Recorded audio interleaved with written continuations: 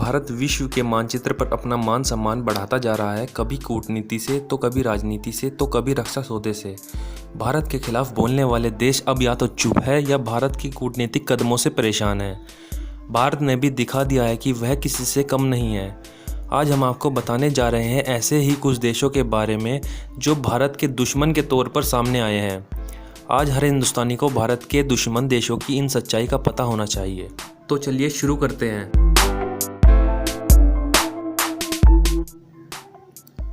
तुर्की। दोस्तों, तुर्की के रिश्ते शुरू से ही भारत के लिए तीखे रहे हैं। वह हर मौके पर केवल भारत का विरोध करता ही दिखा है, फिर चाहे वह 1971 की पाकिस्तान भारत की लड़ाई हो या फिर NSG मामला हो। उसने हमेशा पाकिस्तान का समर्थन किया, जबकि पाकिस्तान कई मौक़ों पर गलत भी रहा। वहीं तुर्की भारत विरोधी बयान देता रहा है। तुर्की सरकार के दिल में शुरू से ही भारत के दुश्मन पाकिस्तान के लिए एक सॉफ्ट कॉर्नर रहा है। बीते वर्ष भारत ने जब कश्मीर से अनुच्छेद 370 हटाया था तो तुर्की ने भारत के इस कदम की निंदा की थी और भारत और पाकिस्तान को बातचीत करने के लिए कहा था।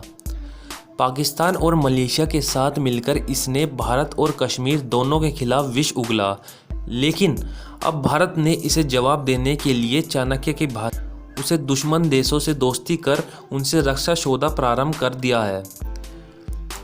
भारत का दोस्त कहे जाने वाले रशिया की भी तुर्की से संबंध अच्छे नहीं हैं। रूस और तुर्की के रिश्ते हमेशा से ही तनावपूर्ण रहे हैं। पाकिस्तान।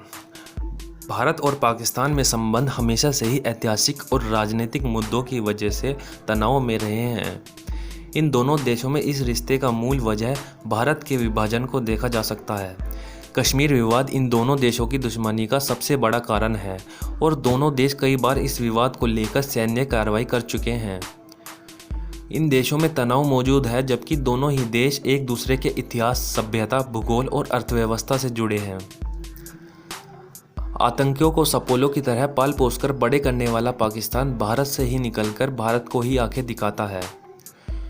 1993 बम ब्लास्ट का मुख्य आरोपी दाऊद इब्राहिम, लश्कर-ए-तैयबा, जैश-ए-मोहम्मद जैसे आतंकियों संगठन को अपने देश में शरण देने वाला पाकिस्तान अपने आप को पाक साफ कहता है। हमारे कश्मीर को सदैव अपना कहने वाला पाक आए दिन सीमा पर फायरिंग जैसी नापाक करतूतों को अंजाम देता है और संयुक्त राष्ट्र के सामने गुहार लगाता है कि वह निर्दोष है। ये सब भारत की ओर से पहल का नतीजा है, जबकि सच वह भी जानता है और संयुक्त राष्ट्र भी। अगर सबसे बड़े दुश्मन की बात करें तो दिमाग में सबसे पहले पाकिस्तान का ही नाम आता है, जो हर समय भारत के नुकसान के बारे में ही सोचता है।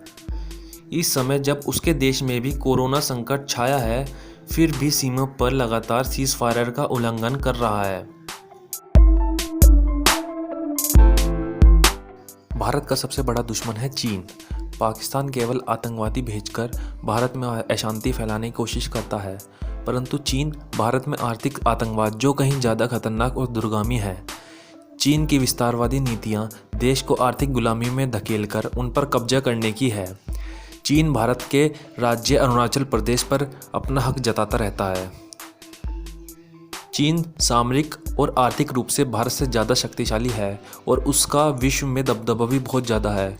अमेरिका और रूस जैसे बड़े देश चीन की नाराज़गी मोल लेना नहीं चाहते। चीन सभी छोटे देशों को दोष देता है, किंतु खुद किसी भी बड़े देश की दोष नहीं मानता।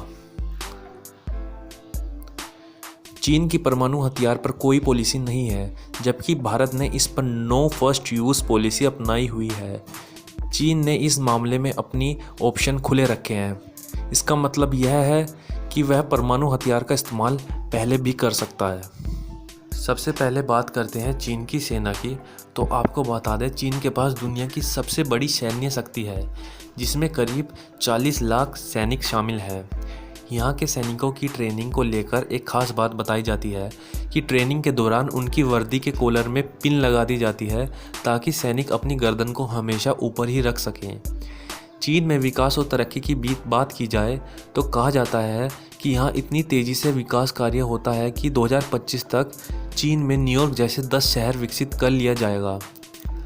जनसंख्या के मामले में सबसे बड़ा देश चीन की राजधानी बीजिंग की बात की जाए तो यहाँ इतना प्रदूषण है कि यहाँ सांस लेने वाले को बिना सिगरेट पिए 21 सिगरेट पीने के बराबर नुकसान पहुँचता है। ऐसे में अगर यातायात नियमों की चर्चा करते हैं तो 2010 में एक घटना सामने आई थी जिसमें बताया जाता है कि चीन की शंघाई सिटी में 100 किलोमीटर लंबा ट्रैफिक जाम लगा था।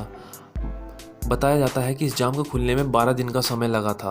अगर आपको ये वीडियो पसंद आए तो चैनल को सब्सक्राइब एंड शेयर कीजिएगा।